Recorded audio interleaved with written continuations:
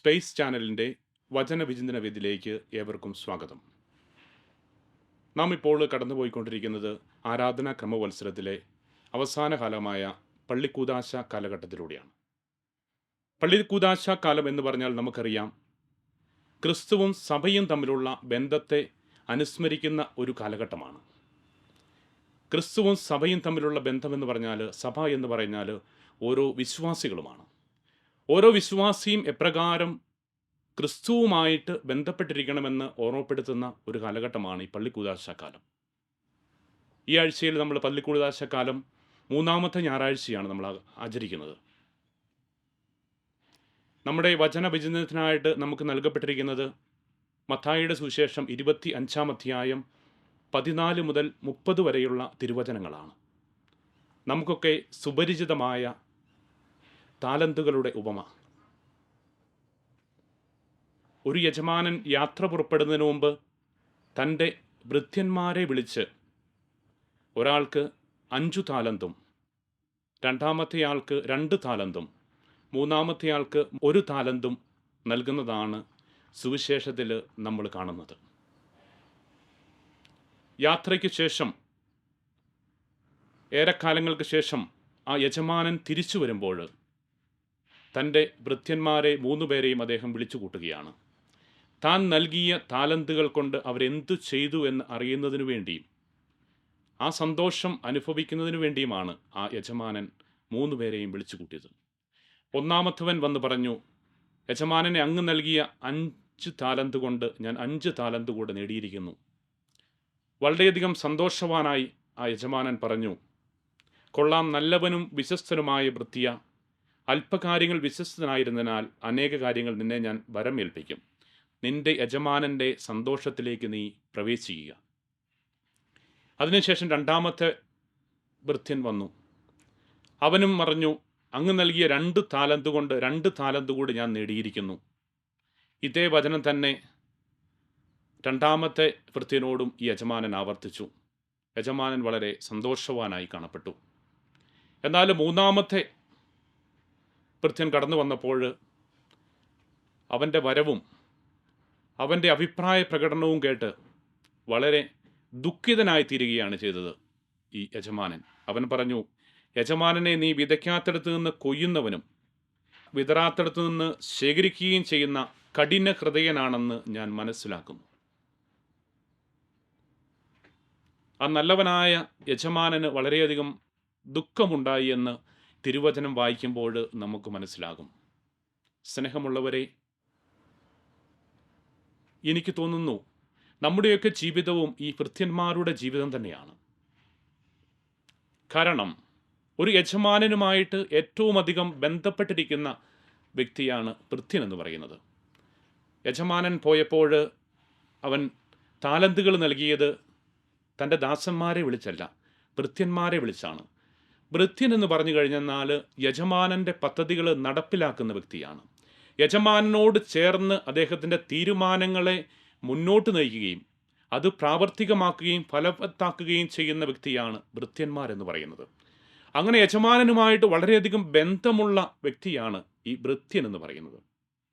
എന്നാൽ നമുക്കറിയാം, ഈ ഭൃത്യൻ്റെ പെരുമാറ്റം വഴി മൂന്നാമത്തെ ഭൃത്യൻ തൻ്റെ ദൗത്യത്തിൽ നിന്ന് അകന്നു പോവുകയാണ്. സ്നേഹമുള്ളവരെ, നമ്മുടെയൊക്കെ ജീവിതവും ഇതുതന്നെയാണ്. ഈ പള്ളിക്കൂദാശ കാലത്തിൽ നമ്മൾ അനുസ്മരിക്കുന്നത് ക്രിസ്തുവും സഭയും തമ്മിലുള്ള അടുത്ത ബന്ധമാണ്. ഈ യജമാനൻ ഭൃത്യൻ തമ്മിലുള്ള ബന്ധം പോലെയാണ് ഓരോ ക്രൈസ്തവനും ക്രിസ്തുവും തമ്മിലുള്ള ബന്ധം എന്നാണ് ഇന്നത്തെ സുവിശേഷം നമ്മുടെ മുമ്പിൽ അവതരിപ്പിക്കുന്നത്. ഈ യജമാനൻ തൻ്റെ ഭൃത്യന്മാർക്ക് താലന്തുകൾ നൽകിയതുപോലെ ക്രിസ്തുവും നമുക്ക് അനേകം താലന്തുകളെ നൽകിയിട്ടുണ്ട്. ഈ താലന്തുകളെ നമ്മൾ എപ്രകാരം ഉപയോഗിക്കുന്നു, അല്ലെങ്കിൽ ഈ താലന്തുകൾ കൊണ്ട് നമ്മൾ എപ്രകാരം ഫലങ്ങൾ പുറപ്പെടുവിക്കുന്നു എന്നുള്ളതാണ് നമ്മൾ ഓരോരുത്തരും ഇന്ന് ചിന്തിക്കേണ്ടതെന്ന് എനിക്ക് തോന്നുകയാണ്.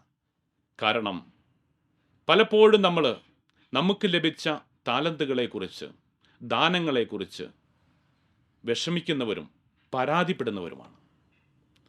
ഇന്നത്തെ സുവിശേഷത്തിൽ നമ്മൾ കാണുന്നതും ഇതുതന്നെയാണ്. ആ മൂന്നാമത്തെ ഭൃത്യൻ തൻ്റെ ലഭിച്ച 1 താലന്തിൻ്റെ വില മനസ്സിലാക്കിയത് അവൻ 5 താലന്തും 2 താലന്തും കിട്ടിയ മറ്റു 2 ശിഷ്യന്മാരുമായിട്ട് കമ്പയർ ചെയ്തതുകൊണ്ടാണ്. ഇതുപോലെയാണ് നമ്മുടെ ജീവിതത്തിലും എന്ന് എനിക്ക് തോന്നുകയാണ്. നമുക്ക് ലഭിച്ചിരിക്കുന്ന കഴിവുകളെക്കുറിച്ച് നമ്മൾ മറ്റുള്ളവരുമായിട്ട് കമ്പയർ ചെയ്യുകയാണ്.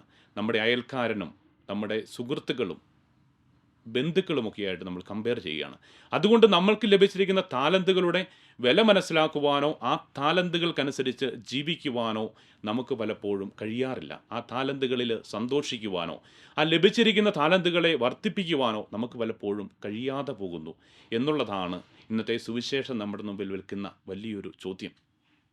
സ്നേഹമുള്ളവരെ, നമ്മുടെയൊക്കെ താലന്തിൻ്റെ വില നമ്മൾ കമ്പയർ ചെയ്യുന്നത് ക്രിസ്തുവുമായിട്ട് കമ്പയർ ചെയ്തുകൊണ്ടാണ്.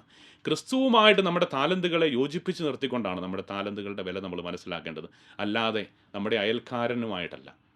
പലപ്പോഴും ഒരു വ്യക്തിക്ക് 50,000 രൂപ ഒരു മാസം സാലറിയുള്ള വ്യക്തി അദ്ദേഹം നിരാശപ്പെടുന്നത് തൻ്റെ സഹോദരൻ അല്ലെങ്കിൽ അയൽക്കാരൻ 1,00,000 രൂപ സാലറി ഒരു മാസം കിട്ടുന്നു എന്നതുകൊണ്ടാണ്. പലപ്പോഴും നമുക്കറിയാം 1,00,000 രൂപ സാലറിയുള്ള ആളുടെ ചെലവ് എന്ന് പറയുന്നത് 1,00,000 രൂപയുടെ ചിലവാണ്. പലപ്പോഴും മാസാവസാനം വരുമ്പോൾ 50,000 രൂപ സാലറിയുള്ള ആൾക്കായിരിക്കാം മിച്ചമായിട്ട് പൈസ കൂടുതൽ സമ്പാദ്യമായിട്ട് അക്കൗണ്ടിൽ കാണുന്നത്.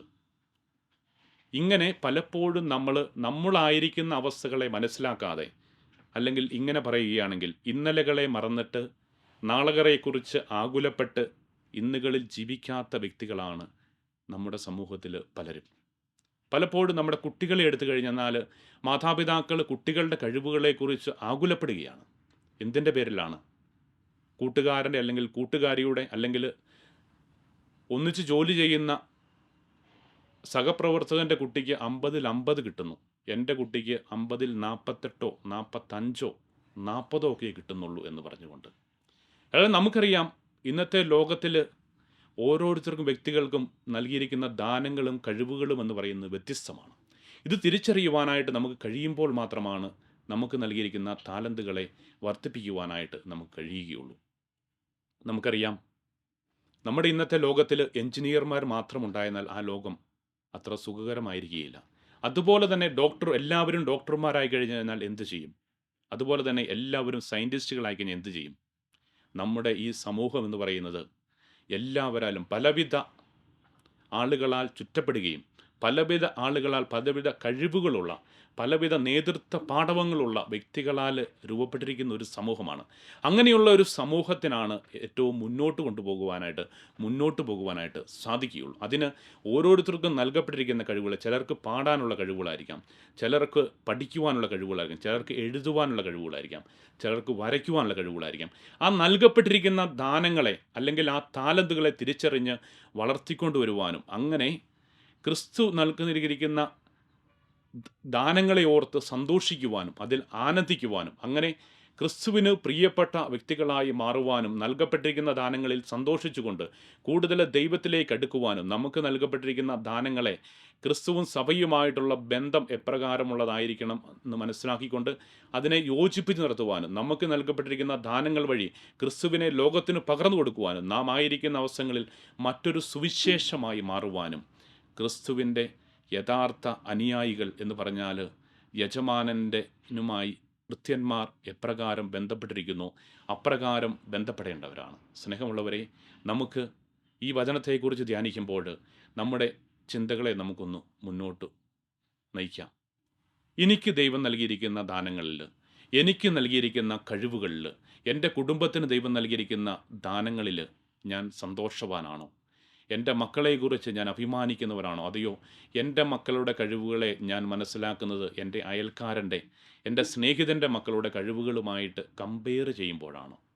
അല്ല, ദൈവം തന്നിരിക്കുന്ന ദാനങ്ങളുടെ വില എന്ന് നമ്മൾ മനസ്സിലാക്കേണ്ടത് ദൈവവുമായിട്ട് കമ്പയർ ചെയ്തുകൊണ്ടാണ് നമുക്ക് നൽകപ്പെട്ടിരിക്കുന്ന താലന്തുകളുടെ വില നമ്മൾ മനസ്സിലാക്കേണ്ടത്. സ്നേഹമുള്ളവരെ, നമുക്കും നല്ല ഭൃത്യൻ്റെ മനോഭാവം സ്വന്തമാക്കുവാനും അങ്ങനെ ക്രിസ്തുവിൻ്റെ സഭയിലെ യഥാർത്ഥ പ്രേക്ഷിതരായി മാറുവാനുമുള്ള കൃപ നമുക്ക് ഓരോരുത്തർക്കും ലഭിക്കട്ടെ എന്ന് നമുക്ക് ആത്മാർത്ഥമായിട്ട് പ്രാർത്ഥിക്കാം. അങ്ങനെ കൂടുതൽ ദൈവത്തിൽ ആശ്രയിച്ചുകൊണ്ട് ദൈവകൽപ്പനകളെ, ദൈവിക ദാനങ്ങളെ മുറുകെ പിടിച്ചുകൊണ്ട് മുന്നേറുവാനും നമ്മളായിരിക്കുന്ന സ്ഥലങ്ങളിൽ ക്രിസ്തുവിന് സാക്ഷ്യം വഹിക്കുന്ന യഥാർത്ഥ ക്രൈസ്തവരായി മാറുവാനുമുള്ള കൃപ നമുക്ക് ഓരോരുത്തർക്കും ലഭിക്കട്ടെ എന്ന് ആത്മാർത്ഥമായിട്ട് പ്രാർത്ഥിക്കുന്നു. ദൈവം നിങ്ങളെ ഓരോരുത്തരെയും അനുഗ്രഹിക്കട്ടെ. നിത്യം പിതാവിൻ്റെയും പുത്രൻ്റെയും പരിശുദ്ധാത്മാവിൻ്റെയും നാമത്തിൽ ആമേൻ.